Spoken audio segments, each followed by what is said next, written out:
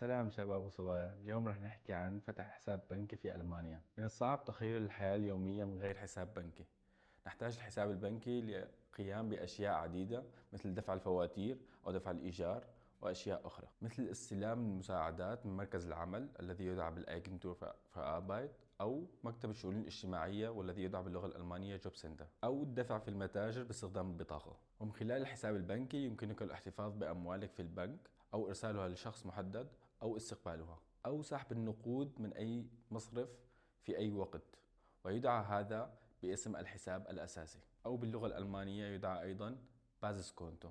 الأشخاص الذين ليس لديهم عنوان ثابت كطالبي اللجوء أزول بفيربا، أو الأشخاص الحاصلين على الإقامة المؤقتة بفخستة أو فنتالس إرلاوبنس، يمكنهم فتح هذا الحساب أيضا. ولكن ما هي الخدمات التي يقدمها الحساب الأساسي بازس كونتو؟ مثلا التحويلات المالية بما في ذلك التحويلات عبر الإنترنت، الإيداعات والسحوبات النقدية، الخصومات المباشرة أو باللغة الألمانية لاس شريفتن، وهي عبارة عن سحب مبلغ متفق عليه من قبل شركات من حسابك البنكي. ولكن من يمكنه فتح حساب بنك أساسي؟ مواطنون الاتحاد الأوروبي، الأشخاص الحاصلون على تصريح إقامة، وطالبي اللجوء القادمين جدد إلى ألمانيا والحاصلين على إثبات الوصول الذي يدعى باللغة الألمانية أنكونفتسناخفايز، والأشخاص الحاصلون على إقامة مؤقتة والتي تدعى دولدونغ، والأشخاص الذين ليس لديهم عنوان دائم. إذا ما هي الوثائق المطلوبة لفتح حساب بنكي؟ بطاقة الهوية الشخصية أو جواز سفر. لطالبي اللجوء والأشخاص الحاصلين على إقامة مؤقتة يمكن استخدام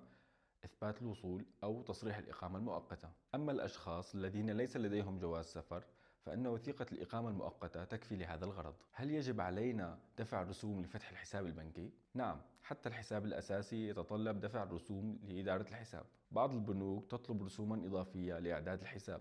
تختلف التكاليف من بنك إلى آخر. ما الذي يجب مراعاته عند اختيار البنك؟ من الأفضل اختيار فرع بنكي قريب من مكان إقامتك، والتأكد من وجود صراف آلي تابع لهذا البنك في مدينتك، والاستفسار عن رسوم الحساب البنكي للحفاظ على التكاليف منخفضة. هنالك توصيات إضافية، وهي عن البطاقات الائتمانية أو الكريدت كارد. عندما تكون قادم جديد إلى ألمانيا لا ينصح باستحواذ البطاقة الائتمانية. عندما تمتلك هذه البطاقة قد يؤدي سوء استخدامها إلى تراكم الديون التي يصعب عليك سدادها، وهذا قد يؤدي إلى فوائد مرتفعة، رسوم تأخير، وتدهور في التصنيف الائتماني الخاص بك والذي يدعى شوفة. في ألمانيا من الأفضل أن تحمل معك بعض النقود، لأن ليس جميع المتاجر والمطاعم تقبل بالبطاقات الائتمانية والبطاقات البنكية إتسي. وهنالك أيضا بعض المطاعم والمتاجر التي لا تقبل الأوراق النقدية الكبيرة مثل 100 يورو أو أكثر.